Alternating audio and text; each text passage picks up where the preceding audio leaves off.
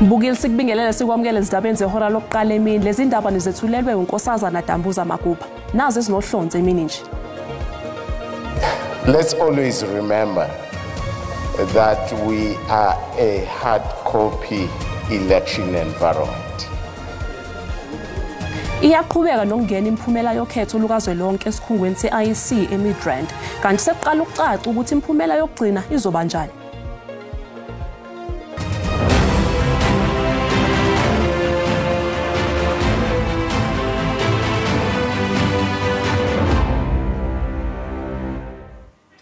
Amaqembu ezombusazwe aphawulile ngemphumela elukingena njengoba kuqhubeka nje ukubalwa kwamavoti esikhungweni sokubalwa kwawo i-Results Operation Center eMidrand esifundazweni iGauteng. Umholi we-DA Johnston Yezela uthi iqembu elibusa i-ANC lisengcupheni yokulahlekelwa abalandeli abaningi futhi okuzoba yinto yokuqala nqa eminyakeni engama-30. Uqhubeke wathi uyijabulela indlela elisenza ngayo iqembu lakhe usho lokhu ngenkathi ephawula esikhungweni okubalwa kuso amavoti rock eMidrand. We've got to wait for the results to end before we can start with any major discussions. But my first port of call is going to be with my multi-party charter partners. We're 10 other parties. Once the final results are up, we will have a meeting. Ukhulumela umkhonto wesizwe uNhlamulo Ndlela uthi abaningi bebengabazi ukuthi leli qembu lingafinyelela kulesi sigaba elikuso manje kanti futhi lokhu kukhombisa ukuthi usathenjwa kangakanani uJacob Zuma.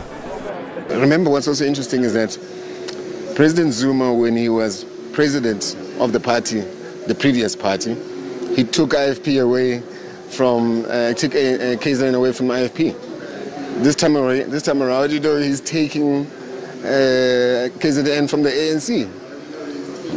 So it's very interesting how history repeats itself.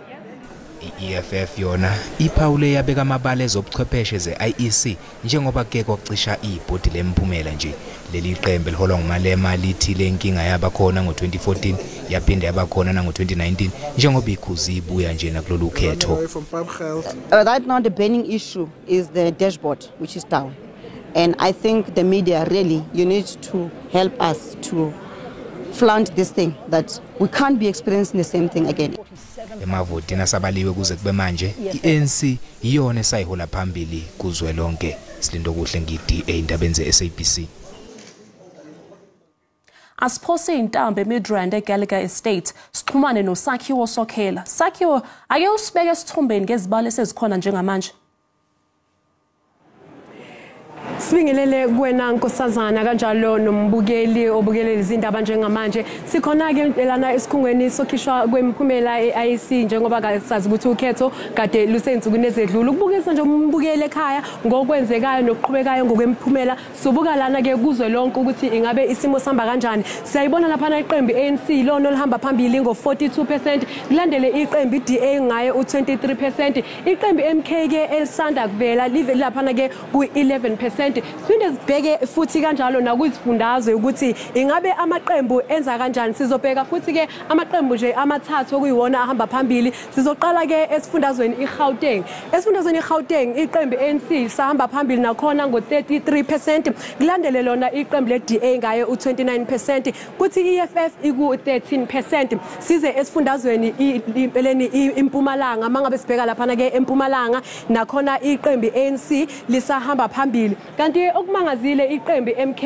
ekseni mangabe sibuka imphumela belilele isithathu njengamanje selilele isibili ngayo ke u-18%, kanjalo iDA iku-14%. Sibuye mbukeli isize la kwaZulu Natal. IKwaZulu Natal ke iqembu iMK lihamba phambili ngo-44%, kanjalo ke neqembu ANC ngo-19%, kanti ke iIFP yona ilaphana ku-17%. Kanti ukuhlaziya kabanzi nokuzwa kabanzi ngalemphumela nanokuthi isiphi isithombe esidwebayo ngeningiziba sinomhlaziyi ke lana uHlengiwe Ndlovu okuyena ozosichazela ngalokho esikubonayo ukuthi ingabe kusho ukuthini. Hlengiwe sikubingelele sikwamukele indaba zasemini. Ngiyabingelela singibingelele nakubabukele ekhaya. Ingabe lemphumela esibonayo njengamanje lokhu ingenile eminyakeni u30 yentando yeningi asikaze size sikubone ukuthi empeleni kwaZulu Natal isimo singaba kanje. Kuchaza ukuthini lokho? Sengisho ukuthi ke wena mbukele emakhaya nawe kuwe ke sisi lokho kuchaza ukuthi ipolitiki zethu zala eMzansi Afrika zishintshile. Siku 30 years we democracy manje and le democracy yethu itestwa okokuqala nqa kule 30 years esikuyo. Sibona nje ngeqembu elisha elithi lingaphansi kwenyanga eziyisithupha lingenile. Sibone nje seliphakamisa inumbers senze nje kodwa libe lihleli kule ndawo okuthiwa iopposition. So lokho nje kusibikela okukhulu kakhulu ngedemocracy yalapha eMzansi Afrika. Dr. Hlengiwe Ndlovu, ingabe lokhu kusho ukuthini kunezindaba ezigezavela zokuthi kubonakala ngathi abantu bavote ngokobuhlanga. Iqiniso kangakanani lelo? Angifuni ukuthi ke wena kuwe usakhiwo liqiniso okanye akusilona iqiniso. Kodwa ngifuna ukuthi ke ake sithi ke seqele ngale kwale politics yobuhlanga ke sibuke ukuthi indaba ye MK isikakhulu imi kanjani lana eMzansi Afrika. Muthi uyakhumbula wena kule administration esikuyo manje ye ANC ukhumbule ukuthi kulo top 6 iKZN ayinayo irepresentation ngokwamanje okuthi ke mesifuna ke ukukhuluma iqiniso ke ikhona ke into ekhulumela ke ukuthi le region ebesingathi thina ke ishiyeke ngaphandle okanye imarginalized kodwa ngaphezulu kwalokho ke make sijike ke sibuke ingqondo yabantu base South Africa nangendlela abavota ngayo bebe sisho mosi nalana ku social media besibabona besithi sidiniwe ngeANC so mesibona bevotela iqembu elifikayo eline 6 months lilana kwezopolitiko elinganayo ngisho ne document eshoyo ngaphandle kokuthi nazi priorities zethu bathi abantu beMzansi Afrika hayi wena ANC hayi wena mhlawumbe DA okanye hayi wena EFF kodwa lo ongenayo thina sizokubonisa ukuthi singobani sizotesta idemocracy yethu yiloko kwenziwa ngabantu baseMzansi Afrika. Siyabona njengoba sibheka imphumela la iqembu MK ligqame kuzifundazwe ezintathu okuyiGauteng ikanjalo neMpumalanga neKwaZulu Natal. Ingabe lokhu kusho ukuthini ngezinye izifundazwe? Sisalindile laphayana ke yona CCA ngezifundazwe as ama results engena. Mosi uyabona lapha singaphezulu nje ka 60% kusangena izibalo sizobona ukuthi zithini kodwa esiwaziyo kumanje ukuthi ke selingenile iqembu le MK eParliament kodwa sizobona ke ukuthi kuqhubeka kanjani ukuhamba kwesikhathi. Siyabonga kakhulu loyo ke bekuDokotela uHlengiwe Ndlovu ekade sixhumana naye ke bukhoma lapho kukhishwa khona imphumela yeIEC njengalokhu kusaqhubeka ibalo ziyangena ziyaphuma uyachaza ke ukuthi impela sisalindele ukuthi sizobonani ilanga mangabe lishona noma ngabe insuku ke zihamba ngokwemphumela elokhu ke ivelile intambo ngiyithathe ngiyibuyisele kuwena Nkosazane lapha e-studio. Siyabonga Sakhiwo Sokhela intatheli yeSABC. Kuphazamiseke ukubalwa kwamavoti eZululand kwaZulu Natal namhlanje ekseni ngenxa yokuphela kwagesi ezindaweni ezakhele uLundi kubalwa idolobha kwaNongoma, Vryheid, eDumbe kanye naSophongolo. Intatheli yeSABC uSimphiwe Makhanya usihlanganisele lo mbiko. Bingelele ngibonga kakhulu ngisho ukuthi ke silapha endaweni yaSondeni nekuyindawo ke IEC esebenzela khona ke ebheke malungana ke loludaba lokubalwa noma singathi ke lokuqinisekiswa kwemphumela yokhetho le ndawo engikhuluma ngayo ibandakanya uMasipala waSolundi waseDumbe kanjalo naSophongolo kanye nabanye omasipala namhlanje ke kuke kwaba nesigameko la khona endaweni yaSolundi kuke kwaba nenkinga yokucisha kukagesi nokwenze ukuthi ke ukuqinisekiswa kwalemphumela uIEC abeseqalile ukuyibala ukuthi ukumiswa kancane ngenxa yayo lenkinga kagesi kepha ukuzwa kabanzi ukuthi ke njengoba ugesi usubuyile nje sesikuliphi ke izinga malungana nalomsebenzi wenziwa iIEC la asamukele umnumzane uMazwendoda Zungu okunguyena ke ojutshwe iIEC kule ndawo ukuthi abheke umsebenzi walenhlangano. Mr Zungu sikubingelele sikwamukele endabeni sibonge kakhulu ngesikhathi sakho ebese mhlawumbe siqale ngokubuza ukuthi iIEC isikusiphi isigaba manje sokuqinisekiswa kwalemphumela elindelekile eDumbe bese silindele ukuthi kuphume mhlambe umbiko wokugcina ozobususho ukuthi sesiqedile ngokufaka kwemphumela ku emshinini yethu kuma systems ethu ngoku kwabanye omasipala ekakhulukazi laba abakhulu uLundu noNgoma abaqulusi nokuyibona sesibone ngabo ukuthi umsebenzi ohamba kanganani silindele ukuthi mhlambe uma kushaya ihora lesithupha ntambama ku1800 kufanele kube sibe sesiqedile ukwenza umsebenzi esikwenzayo njengamanje ukuthi sifaka imphumela kuma systems ethu bese siphinde siskena imphumela ama result slips siwafaka bese siqhathanisa ke senza yonke umsebenzi okufanele masonze kwe system ukuze imphumela iphuma ngokuphelele. umnumzane uMazwendoda Zungu ke lo ojutshwe iIEC ukuba ke azoqapha umsebenzi wayo njengalokhu ibhizi ke lapha endaweni iqinisekisa ke ukubalwa kwalamavoti asengenile. Uzokhumbula ke umbukele ekhaya ukuthi lapha kulabo masipala ke ababalile balenganiselwa ngaphezulu kuka 300,000 abantu ebebekulungele ukuthi ke bavote nokuyisibalo ke esikhulu ke impela. Kepha njengoba seshilo umnumzane uZungu ukuthi ke uma ngabe lishonela namhlanje balindele ukuthi imphumela yokhetho ibe seyikhishiwe. Asibuyisele intambo kone Goli. Manje sixhumana nentatheli ye-SABC eThekwini uAyanda Mhlongo. Ayanda, asikwamukele ezindabeni. Ingabe sinjani isimo lapho manje? Nkosazana ngibingelele kuwe, ngibingelele nakubalelele emakhaya. Cha ngisho ukuthi abantu baningi impela la esikhungweni sokukhishwa kwemphumela eThekwini eICC. Ngiyabona amalungu amaqembu ezepolitiki siyazi ukuthi be-33 ke amaqembu nozimele oyedwa bengenela ukhetho kulesifundazwe. Lokhu kusile ke ngisho nje futhi ukuthi Nkosazana ubusuku bonke bebekhona lana belokhu beyigadile imphumela. Manje ke siyabona lokho ethelekile nje amaqembu ezepolitiki azobheka ukungena kwemphumela. Yakhumbula ukuthi ekseni kuye kwaba khona izinqushunqushu ebekhona nala kucishe khona impodi lemphumela okwenzekele kuzwelonke nakhona ke la eThekwini kube khona ukuphazamiseka yathi ukuhamba kancane kumphumela. Kodwa ke sasibona manje engathi yaqala ke manje ukungena njengamanje nje cishe esingaphezulu ku amavoti asebaliwa sengaphezulu kwa 53.36%. No sekusibekela ke esithombeni enkosazana ukuthi ke mhlambe uma singene yonke imphumela la kwaZulu-Natal kuzohamba kanjani. Njengamanje ke iqembu elihamba phambili la esifundazweni sakwaZulu-Natal iqembu lemkhonto wesizwe silaziyo ukuthi ke liholwa yiloye ngumongameli wezwe umnumzana uJacob Zuma bangabavoti ke angaphezulu ka 680,000 ukulandeke liqembu leAfrican National Congress ANC amavoti ngaphezulu kuka 284,000. iIFP ke iyashoshela eduze kwa iANC ngo 279,000 bese kuba iDA neIFP. Nokho ke kulamaqembu kakhulukazi ANC, iIFP, DA neEFF nesazi ukuthi ke bekubona amaqembu ebethembile ukuthi azokwenza kahle la sifundazweni kwaZulu-Natal. Siyabona ukuthi kukhona ke ukudumala ngoba abantu bebengalindele ukuthi iqembu lemkhonto wesizwe lizothi fika linenyanga nje ezingaphansi kwesithupha likwazi ukuthi lenze lokho abathi umonakalo omkhulu la esifundazweni sakwaZulu-Natal. Okunye ke ngakubalula kubalekile ukuthi ke sisalinde ukuthi akungene imphumela yeThekwini eThekwini Metro bangaphezulu kubala ngaphansi nje kancane kuba 2 million wabantu bebebhalisele ukuvota la kwimetro yaseThekwini. Nesitholayo ngoku-IC ukuthi impela bebephumile ngobuningi baba abantu. Iqembu ke lomkhonto wesizwe Nkosazana bathi bayathemba ngokwezibalo abazithola party agent abo bathi ke banalithemba ukuthi cha benze kahle kakhulu la kwimetro. Kodwa ke sesilinde ukuthi ke lo mphumela ayicapturishwe la isebenzi ka IEC ebese ke ebesukazi ukuthi ziveleke la kwiboard bese sithola ukuthi amaqembu ke ahambe kanjani. Kodwa ngokwamanje kubukeka konke Nkosazana kuhamba kahle. Angithatha intambo ke ngiyibuyisele kwena. Siyabonga Ayanda Mhlongo intatheli yethu yeSABC eThekwini. Mbukeli sisathi qhu ezitolo siyabuya nezindaba zethu ezikhethekile zokhetho.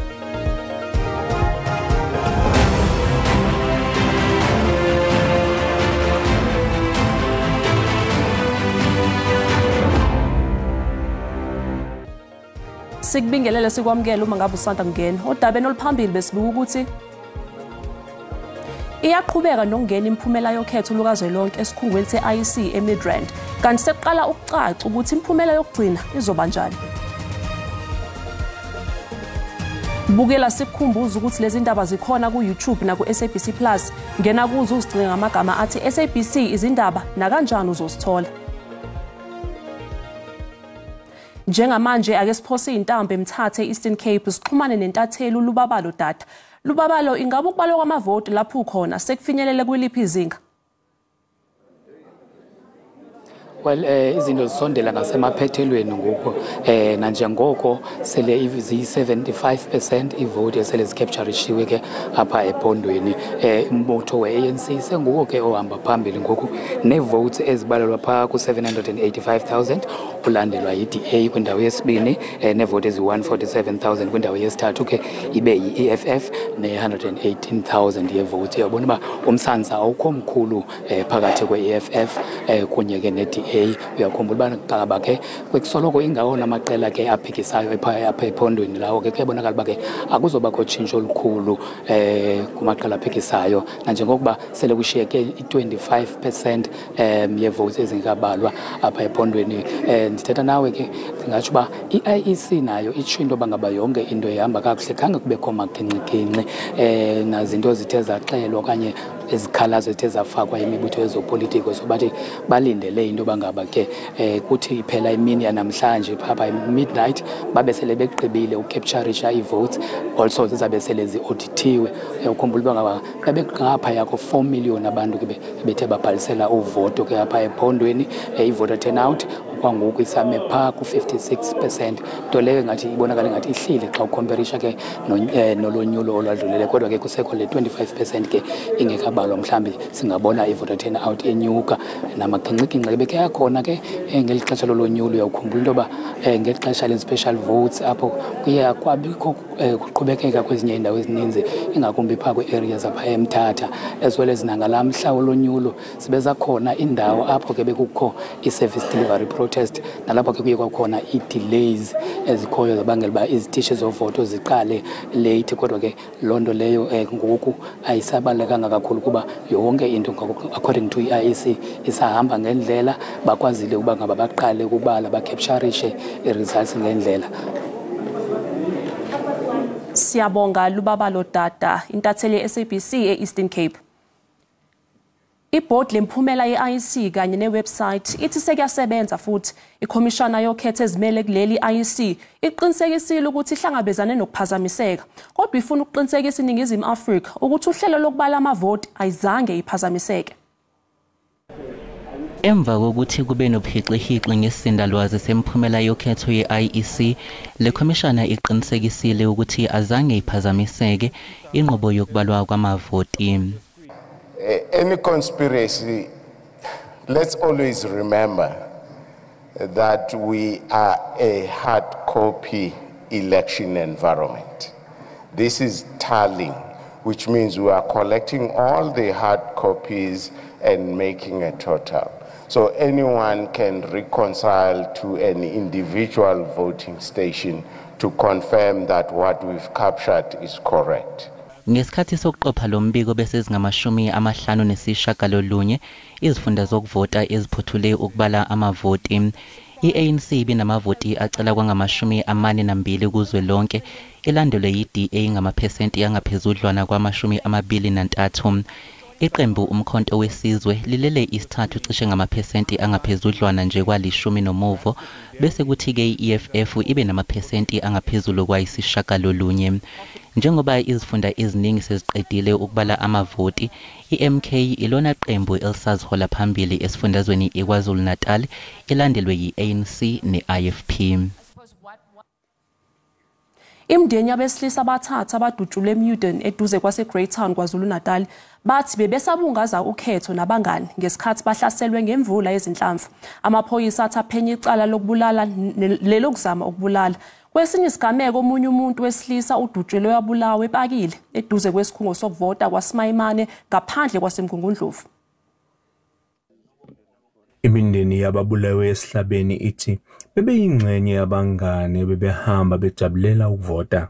Ekuseni ngoLwesine ngenkathi behlaselwa, bathi laba abathathu bebehamba nabesifazana abathathu ngemoto nokumiwe emzini one-tuck shop. Ngenkathi benqonqoza kuthiwa kube sekuqhuma izibhamu. Laba abathathu abaneminyaka engu-22, u-24 kanye no-25 badutshulwe bashonela khona lapho. Kwathi owesifazane abebehamba naye walimala. Abanye ababili besifazane basindile. Izakhamizi zithi sezihlalele ovalweni ngoba sekukhona ukuthi kuhlaselwe abantu kule ndawo. Esinye isakhamuzi sitshele i-SABC ngokwenzeke ngesikhathi kuhlaselwa, kodwa sacela ukungavezwa. Kwakuphuma ibhamuke emva kwalokho isikashashana waqhamuka intombazane eyangqongqoza intombazane ngayivulela inegazi ngathi kwenzakalani wathi ngathi bayadutshulwa. Kanti nelungu lomndeni elikhulume ne-SABC licele ukufihlwa ngenxa yokusabela impilo. Gameko sisithole nje ngesikhathi sibhiyozela ukuvota singala ngakomndeni ngafonelwa ke umama lo akabashone abalimalele kwakhe ukuthi nakusekuvela umonakalo njena. Omunye umzali ubekhathazeke kakhulu ngalesigameko ethi wake wamkhuza undodana wakhe ngempilo abeseyiphila. Bese ngithi hayi mntana mangizofuna ukwazi la ucashe khona ngoba uyingane ngiyakuzala nama ngifuna ukwazi kodwa kufanele wazi ke manje ukuthi impilo yakho seyinzima ngoba nje ubathi uzonqonqothelwa abantu ekhaya yini oyaziyo. Amaphoyisa athi uphenyo lwawo luthi imoto ekudutshulwe kuyo laba yantshontshwa eGoli. Police in Muden are investigating 3 counts of murder and 3 others of attempted murder after 6 people who were traveling in a vehicle were shot at by unknown suspects at Esehlaweni area in Muden. Londi Khatebe, SABC News, eMuden. Bukela umhlahlo wesimo sezulu yalandela emva kwekhefu.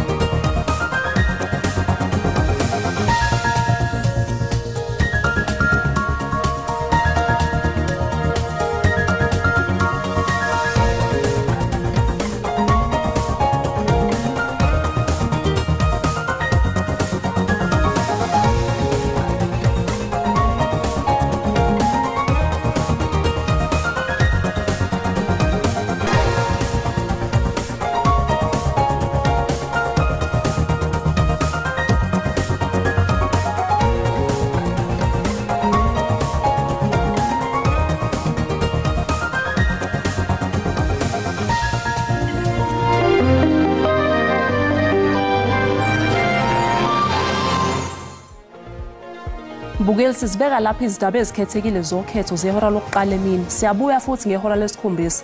Umusa wenkosi ube nani nonke.